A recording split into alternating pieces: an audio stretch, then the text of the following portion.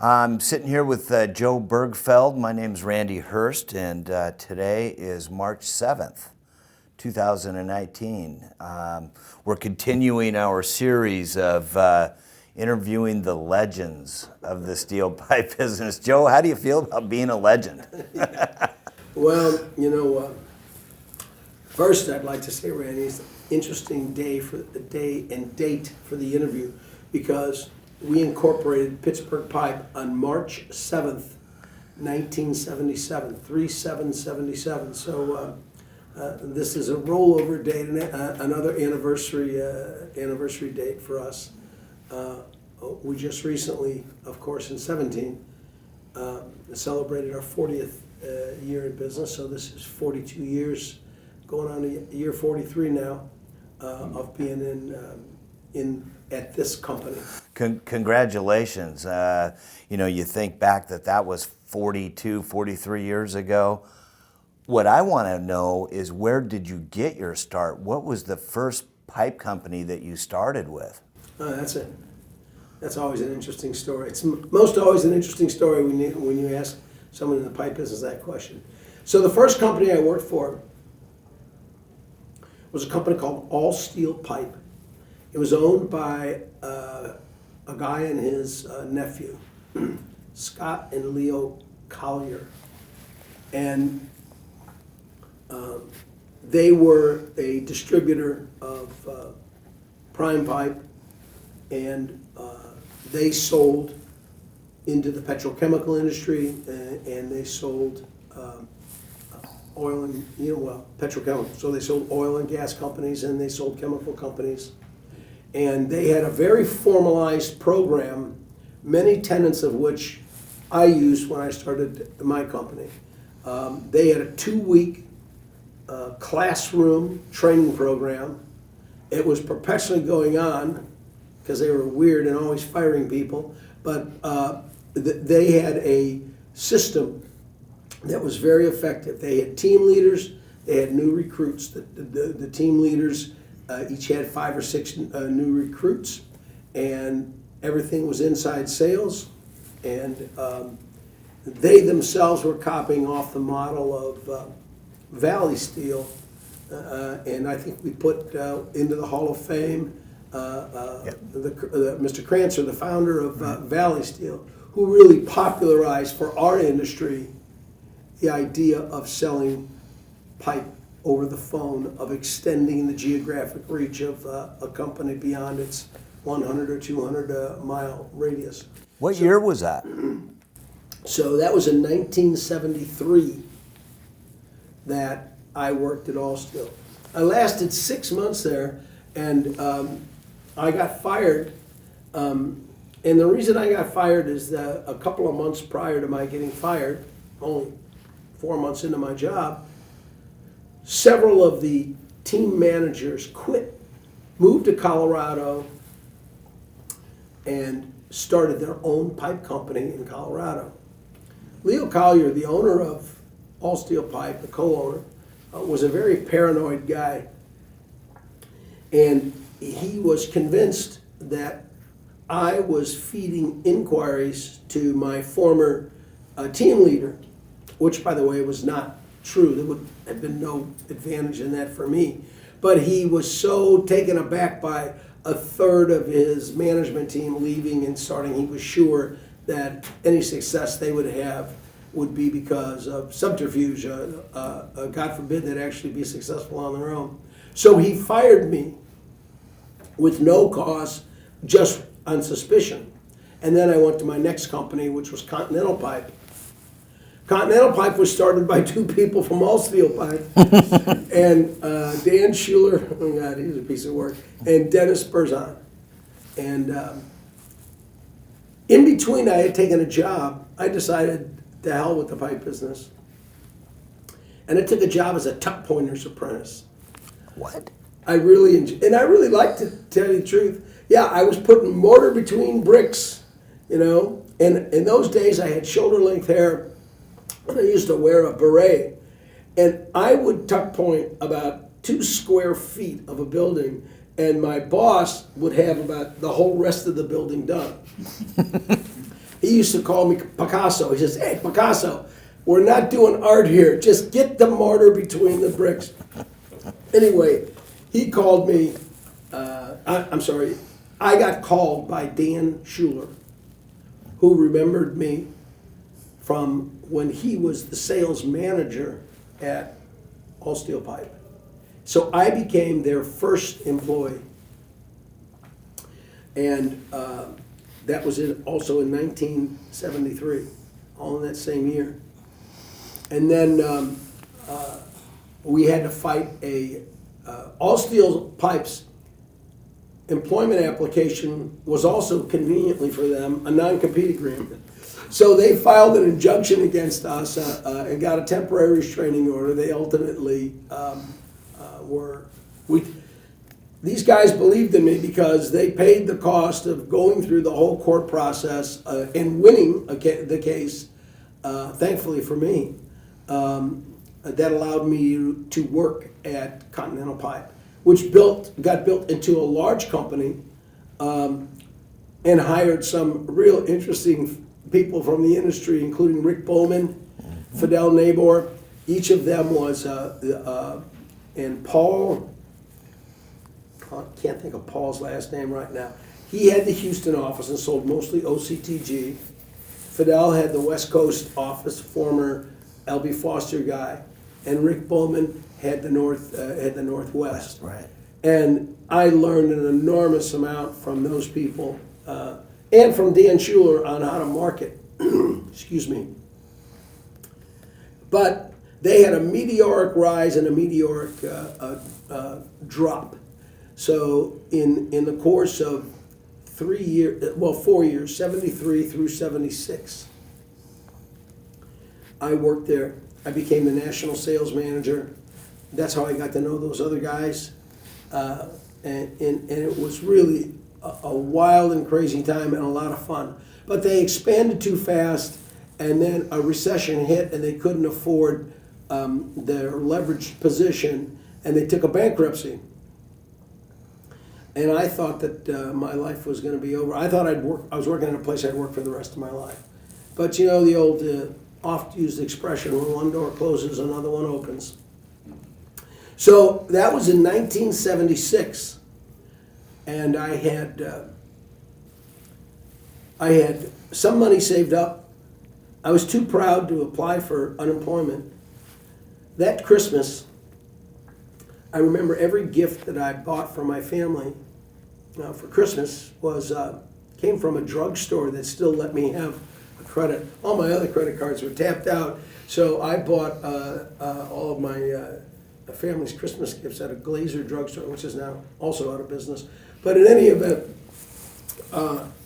I then got this idea, who knows why, that what I knew could be transferable to a new business that I could start if I just had money, which I had none of. So I made a list of people that I knew, that I'd come to know, who in my mind's eye were rich. And I did what today would be called writing a business plan. I had plenty of time since I was unemployed. So I went to the library. Now, mind you, this was in 1976 and early 77. And I don't know that business plans were something that were very much in vogue in those days, but I wrote an idea for how I could take a company and somebody's money and make it into a profitable business. The first person on that list was somebody who I'll never, ever forget. His name was Bob Kligman. And Bob Kligman was 53 years old, and he had just sold his company. The company was called Geiger Pipe and Supply in St. Louis. It was a PVF house, as they called them in those days, a pipe, valves, and fittings house. And he had a lot of money from the sale. He was young. He still wanted to be in the action. He had 30 years of experience in the pipe business. He loved my idea. He was the first person on the list and the first person I talked to. He said, "I'm in. Go find an office. Make sure there's room for me. You and I will set up a deal, and I'll fund your business for you," just like that. So I took a salary of $2,000 a month. I went and hired away from another company, a fellow who I had gotten a job back at Continental Pipe by the name of Bill Manzer, who became my partner. And we started Pittsburgh Pipe on March 7th of 1977. That was our incorporation date.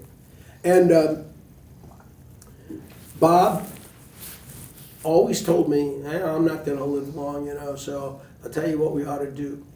Let's put together a buy-sell agreement. And so if something happens to me, there'll be a way for you to buy my interest out.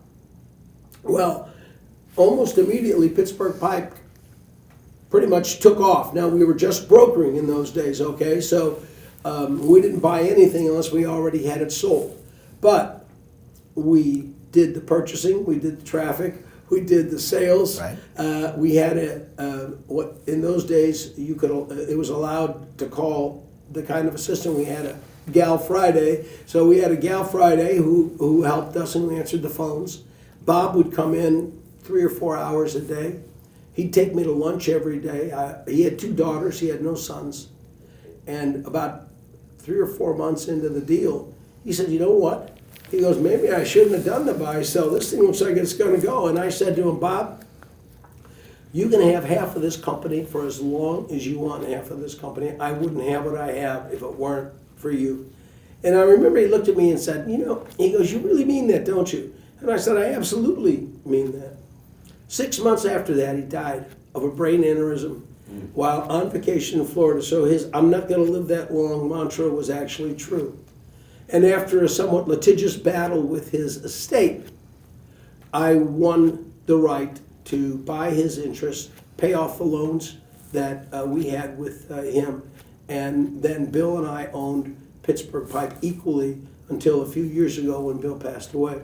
Now, as you might suspect, Bill and I had a really good buy-sell agreement after having gone through the buy-sell story with Mr. Kligman. And so I bought out Bill's interest, and that gave me the company. So I really had a partner for until 2 years, until 2 years ago, 3 years ago. How did you decide on the name Pittsburgh Pipe? That's a great one. Yeah. People would say, Pittsburgh Pipe. Okay. So people from St. Louis would say, "Why Pittsburgh Pipe?" And I said, especially people who ask that question today. In 1977, Pittsburgh was the steel capital of the world, not just the United States. United States Steel, the Pittsburgh Steelers. I mean, if you wanted to connote a connection with the steel industry, Pittsburgh was where you went. I like the sound of Pittsburgh Pipe alliteration. It rolled off the tongue easily. And after having worked for a company, Continental Pipe, that went bankrupt, I was looking for a name that sounded as solid as the Rock of Gibraltar, Pittsburgh Pipe. I got affirmation that I'd made the right decision when I would be out cocktailing in those days. I was single, and some young lady that I'd be talking to would say, "Oh, where do you work?" And I'd say, "Pittsburgh Pipe." And she goes, "Oh yeah, I've heard of that company." No, you really haven't heard of that company. I didn't say that. That's what I was thinking. So it worked. Pittsburgh Pipe. People thought, "Wow, yeah, I've been around since forever." So that's where the name Pittsburgh Pipe came. The desire to connect our company's name with a city that was the home of the largest steel company in the world. U.S. Steel now ranks, I think, about 8th in the world in steel production by tons. So it's been an interesting time for the steel industry and for U.S. Steel. And so you guys, Pittsburgh Pipe has been predominantly in the St. Louis area all this time. Have there ever been any other branches or thoughts of branching out? Or So in 1986, we bought a company called Tubular Dispatch. And that company was owned by 2 fellows. The one that once again, I'll always remember, Carl Jungers was his name, and Carl had worked at a number of places, including Columbus Pipe and Supply. He originally was with Youngstown Sheet and Tube, which was a steel mill, and then he was hired by Marv Silverstein to go to work for Columbus Pipe and Supply. which is where two other very good friends of mine, now good friends of mine, came from, John Mocker and Steve Park. Steve's retired now. But anyway, when Columbus Pipe and Supply went bankrupt, Carl convinced the bankruptcy referee that he should continue to run their Buffalo, Missouri office, which was in the business of threading pipe for water well and for oil country, shallow well, structural oil country pipe. Pittsburgh Pipe became that company's biggest customer.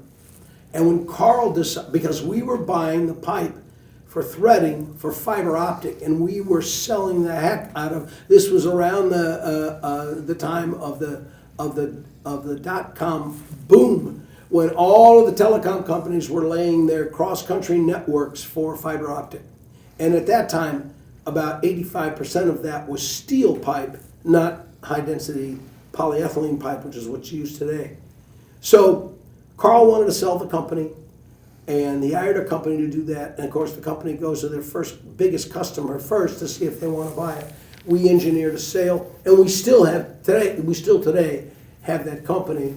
And we got out of the oil country part of that threading business, but we thread pipe for water well, and we also thread small pipe, 2-inch pipe that's used to make cross-sonic logging tubes, CSL tubes that are used in the piling pipe that's installed on large OD drilled shafts and steel pipe piling.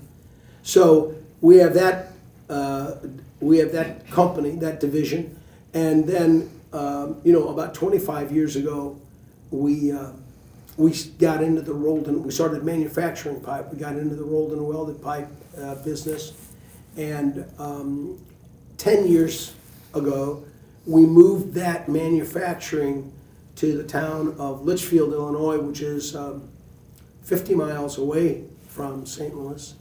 And we bought the ground and built the building that we do our fabrication and manufacturing of steel pipe in. And that's where the Pittsburgh Pipe offices are now as well? No, so Pittsburgh Pipe offices are in St. Louis. Okay.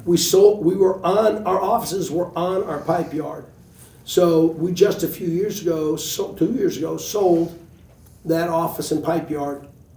We moved to another location in St. Louis, and it is just an administration building now. And then we have the plant and inventory in Litchfield, Illinois, and we have a threading facility and inventory in Buffalo, Missouri. And we also got into the business of manufacturing the steel reels onto which high-density polyethylene pipe is looped. If you've ever seen these spools of plastic pipe alongside the highway that they're directionally drilling, we sell HDPE. It's about 15% of our business now. And then we got into the business of making the reels for the manufacturers of HDPE. Oh, wow. So that's a good business for us. So we've got Buffalo, Missouri, St. Louis, Missouri, Litchfield, Illinois. We're in the great heartland and reach far with our products. I love it. One of the fun questions that I have with everybody, because we're talking about a span of the early 70s to 2019, are some of the changes you've witnessed over the years. You know, you talk about the Valley Steel, how they incorporated sales over the telephone. We've got changes with facsimile machines and email and FedEx and all those types of things. What are some of the changes that maybe a story that you can relate? A couple of things. It's a great question, and of course, I think all of us would incorporate. Anyone asked that question is going to incorporate at least part of their answer. For me, the greatest part of the answers to the question, what are the biggest changes you've noticed, is this: the way in which the product is marketed. And you just mentioned a whole lot of it. So in 1986, when we bought Tubular Dispatch, man, they were high tech. They had a fax machine, and you could fax quotes. So you put a piece of paper into this cylinder that spun around, and 2.5 minutes later, that piece of paper was faxed to somebody. Think about, well, and then step back from that before the fax machine. When I worked for All Steel Pipe and Tube for those 6 months, you would get an inquiry from a customer. You would develop that inquiry into a quote. You would send that customer a letter, a quote letter, which took 6 or 7 days. They would call you and respond to the quote. You'd have to get them to sign a purchase order, which came back. That was sometimes a period of a couple of weeks just to execute an order. And now we all know how quickly all of that happens and how it's changed. So the way in which we go to market today and the use of social media to promote our products and services, but also the use of media to get orders executed, to get orders acknowledged, signed, bills of lading written, all of the electronic support that goes into making a business successful with its marketing. Those are all the things that, to me, have been the most dramatic in terms of the speed within which a transaction can happen, the speed within which you can get your message out to your customers or your prospects. So that's the bit, how technology has incorporated itself into our industry, or how our industry has incorporated technology to market and sell its products, and to move information around within the building or within the company to get orders filled and sent out. It has really been the biggest thing. Sure. Okay. Back in the 80s when I got my career going, St. Louis was a hub of steel pipe companies. I mean, it was St. Louis and Houston. Pittsburgh, as you had mentioned, was manufacturing. U.S. Steel and all the steel plants back in the Pittsburgh, the Rust Belt. But St. Louis was a major hub for pipe companies. When you were starting out, can you remember some of those main characters, those from the LaBarge and Valley Steels and those guys? Yeah, that's a great point, because there's no logical reason for St. Louis to be a center for pipe companies. There's a logical reason for Houston, Texas, where there's so much oil drilling and oil processing going on. And like you said, in Pittsburgh, the manufacturing. When I used to see at these meetings, I would see at every meeting, because he was on the board, I'd see Mort Kaiser. He was from Philadelphia. And he'd see me and say, "Hey, Joe Bergfeld from the snake pit of pipe dealers of the world."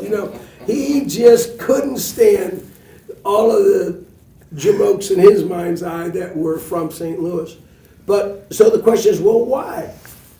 The biggest reason why, in my opinion, was Valley Steel. Valley Steel birthed the founders of some pretty substantial companies. Jack Houck, the founder of Tubular Steel, was a Valley Steel salesman. Pierre LaBarge of LaBarge Pipe and Steel was a Valley Steel salesman. I didn't know that. Don Toby was with Valley Steel forever. I can't remember the name of his company right now. Jim Barnes was the sales manager at Valley Steel. So Valley Steel had a system that worked. There might have been fist fights out on the sales floor every day because it was all straight commission, and it was a very volatile atmosphere there.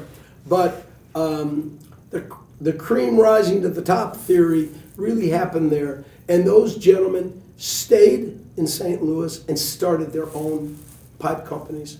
So that is, to me, the reason why, Mort Kaiser's comment aside, St. Louis is a great city for steel pipe distributors. Fantastic. I'm going to shift gears on you now. I want to talk a little bit about the NASPD.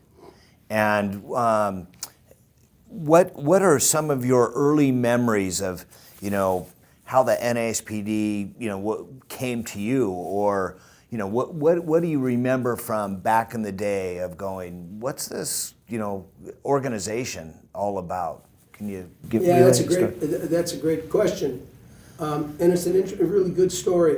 So I just talked to you about how St. Louis was chock full of steel pipe distributors. So as the NASBD was extending its reach, they would have cocktail receptions in different cities, and they would invite people who were in the steel pipe business to come to the cocktail receptions. That's where I met Jack Houck. That's where I met Pierre Labarge. And that's where I met the officers, the first two of the co-founders, Jerry Rubenstein and Pete Knowles.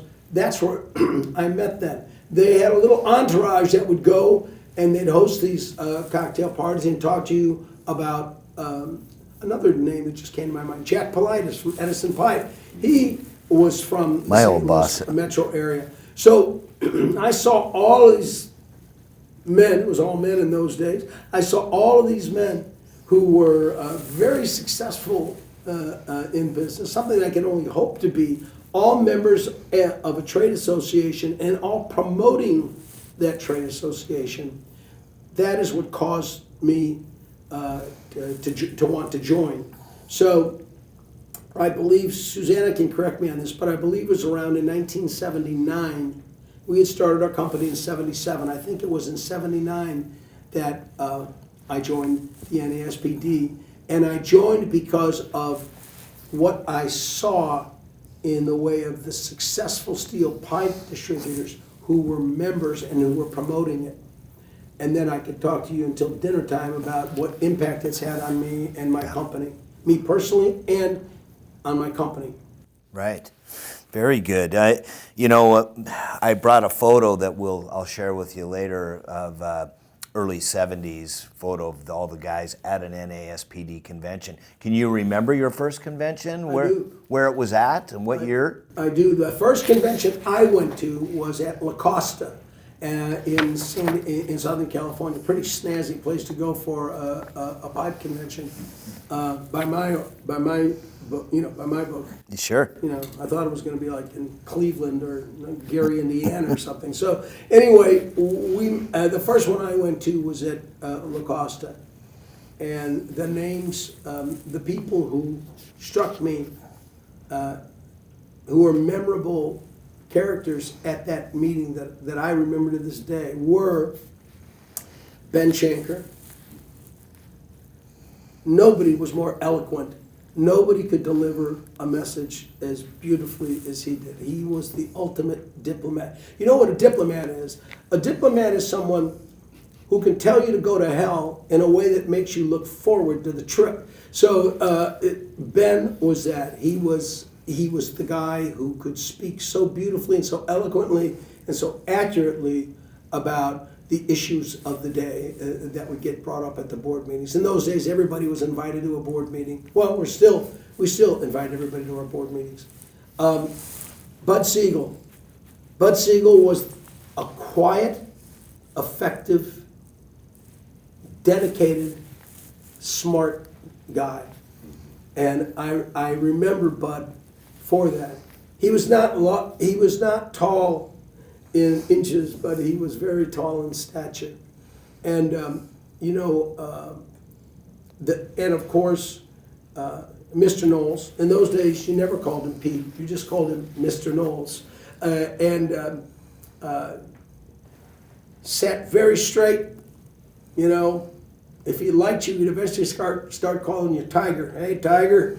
And you'd hear, he could tell a story like he another great raconteur, especially about his time in the military, as a pilot. And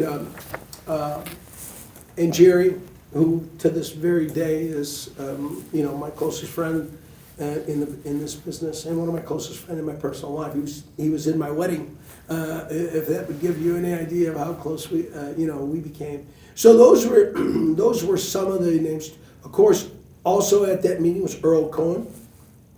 By the way, he was from St. Louis. People think about Earl from LA, but Earl was originally from St. Louis and worked for Valley Steel. Valley Steel. So there were some great folks there, and I could tell from the get-go, going to that first convention, that this was an organization that I was going to profit from, which was my initial reason for going, and then one that I felt very dedicated to from that point in terms of what of my time, effort, and energy I should give to help promote our industry and that organization. My records show that you were asked to be president of the NASPD for the 83-84 term. Anything memorable there? Where were you at when they passed the gavel to you? If you could want to touch on that. Thankfully, we've changed the way we elect or select presidents. There was literally an election for president back then. And that was not a fun experience in a lot of ways because it became, for some, a popularity contest. There was campaigning under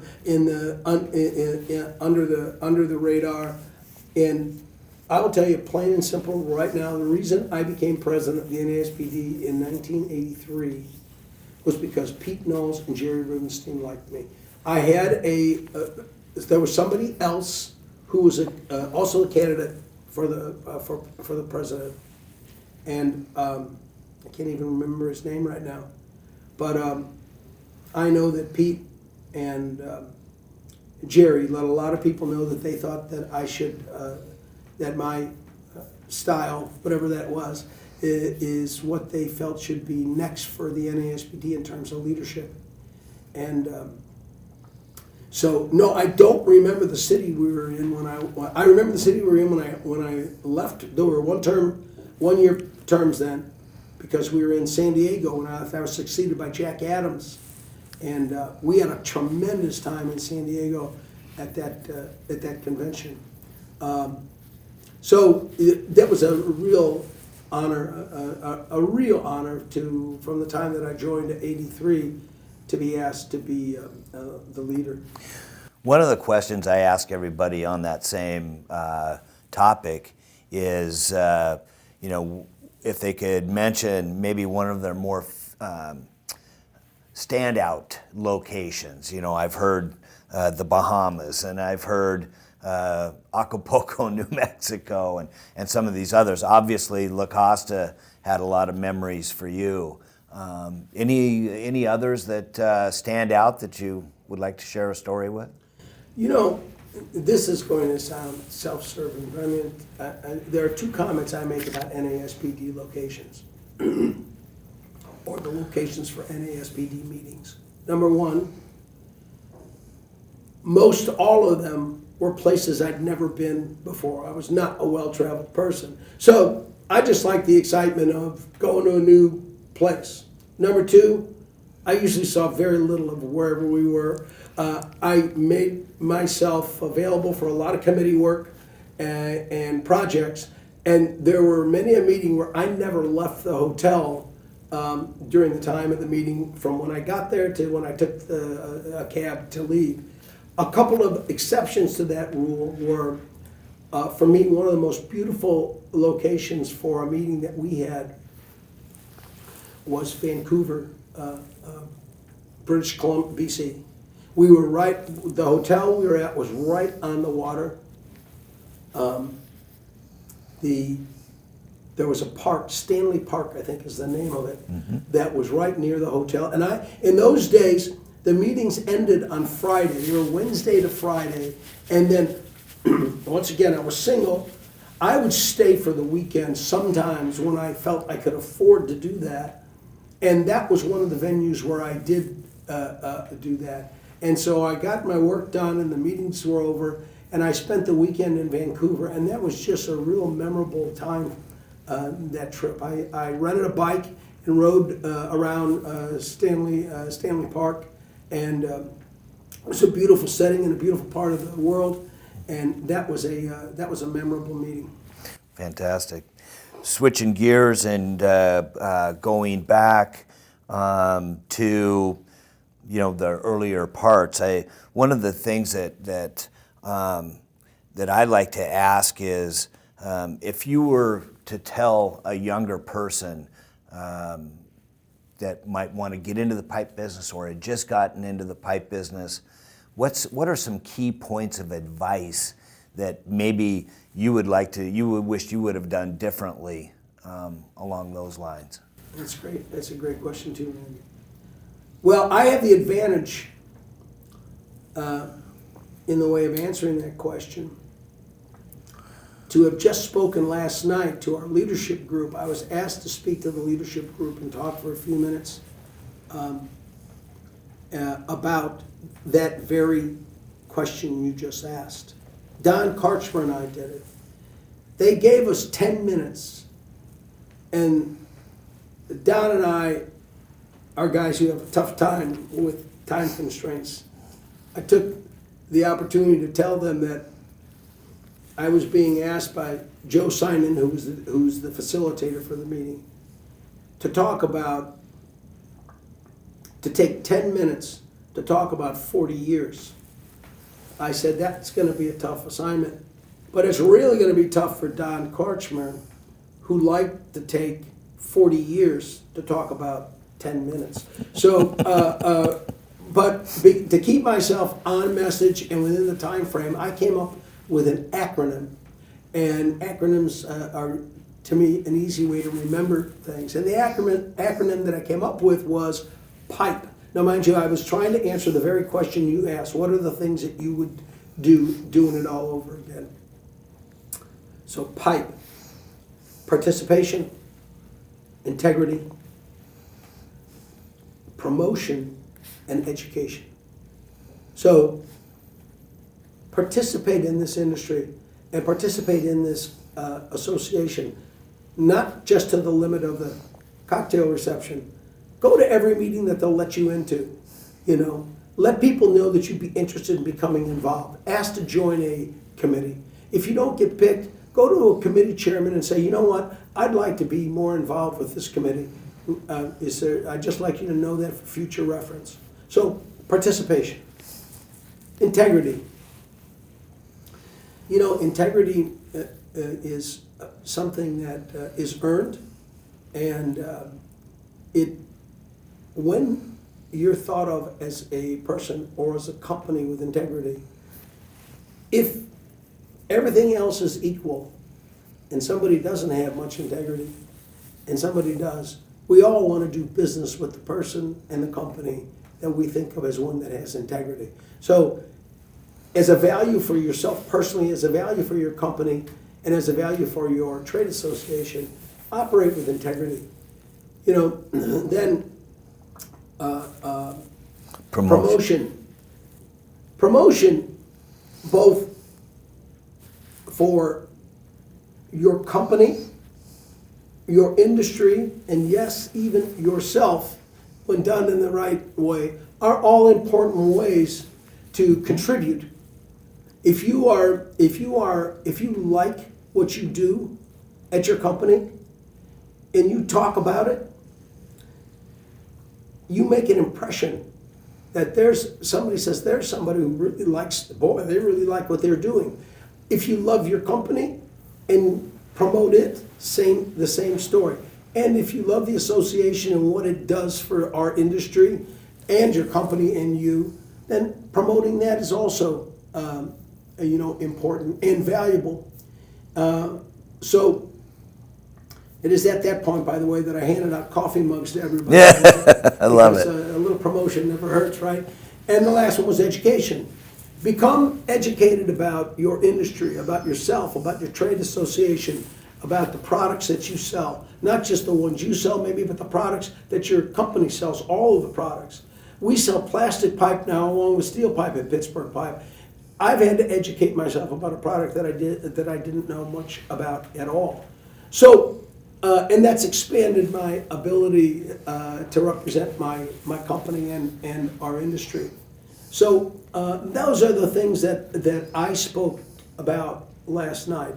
And to that today, after a little reflection, I would add, this will be amusing to some, but to do it all over again, listen a little bit more and talk a little bit less.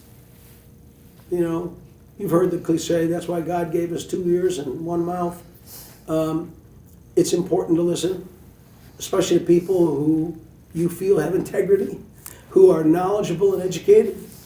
You know, it's a good way to learn about whatever it is you want to learn about by listening to people who bring knowledge and education and integrity to whatever topic it is that you're, you know, talking about.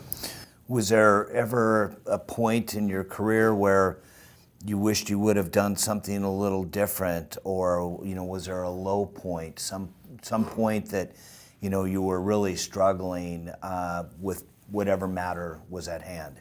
Well, in 1992, I was struggling with the existence of my company. So when you have your bank call you and tell you they want to meet with you, and they're bringing their bankruptcy counsel, that's not going to be a fun meeting. I was able to conquer that challenge, and it was a significant one. But I mention that in reference to the heart of your question is there ever any times you thought you'd rather be or you should have done something else? And that has never, ever happened. There are times when I was near depressed about the challenges that I was facing. But I had such a good team, and I had a strong will. I don't like losing, and I just kept on pushing.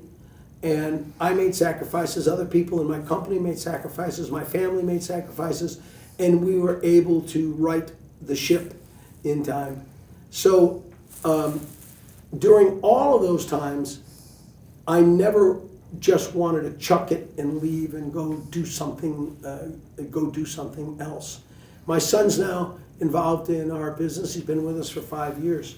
But I said to him on the first day that he was coming, or thinking about coming, and I say it to him frequently, if you don't love what you're doing, then don't stay in this business. There'll be enough challenges while you love it, you know. But I'll support you in whatever other endeavor you want to get involved in. But you gotta wanna, as the saying goes. And I've always loved what I was doing to this day. That's why I haven't retired yet. Besides your career, what are you most proud of? What gives you the great joy, satisfaction? Well, you started that question with besides my career, but I'll always have to include my career, because for me, for better or for worse, my career and the company are my legacy. That's the way I view it, okay? But there are many joys in life that I have as a result of having had some modicum of success in the pipe business. One of my friends said to me, Bergfeld, your main business is collecting friends. You are great at collecting friends. And the fact of the matter is, I love people, I love engagement, and the NASBD has allowed me to do that, but I do that in the other parts of my life as well. Currently, the two other passions of my life are finding a great Cabernet at a reasonable price. That's a fun challenge. And driving my Shelby Cobra replica, which I bought 2 years ago, and has become my great passion. If ever I regret being away for a weekend, it's because I can't drive my car. I drive my car every Saturday and Sunday that it's not raining. I don't care what the temperature is. I drove it on January 1, 2018. It was 6 degrees out, and I didn't put the hard top on because I don't think the car looks as cool with the hard top as it does open cockpit. So, you know, I weathered that storm, and it's a lot of fun. So I call it the entry vehicle for my second childhood. So I have my car, I have my family and friends, I've got my wine, and I've got my involvements in the industry, and I travel and more these days.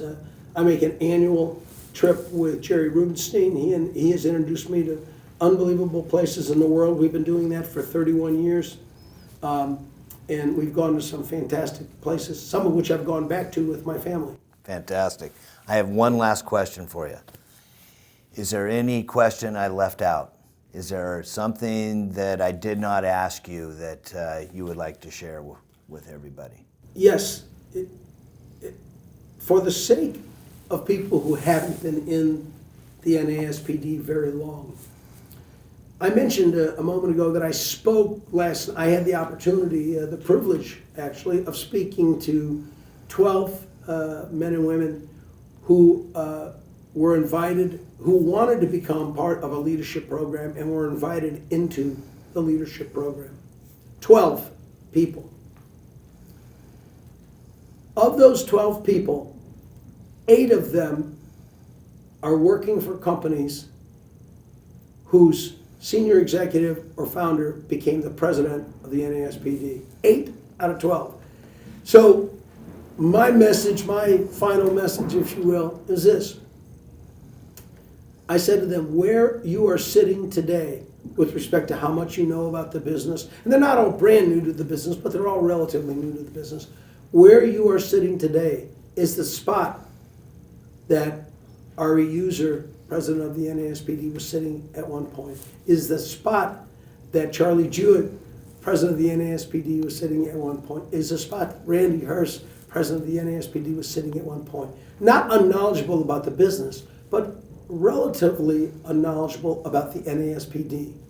And through their involvement, dedication, and promotion, they rose to a point of leadership, the ultimate point of leadership in the NASBD anyway. They became the association's president. So the precedent that they set is the precedent that is still available to you today. Your involvement, your dedication, not only to your job, to your company, but to this industry and to this association will serve you very, very well, and it's totally attainable as proven by the history of the past presidents. Very good. Joe, I can't tell you how much I appreciate your time today. Oh, it's been great fun.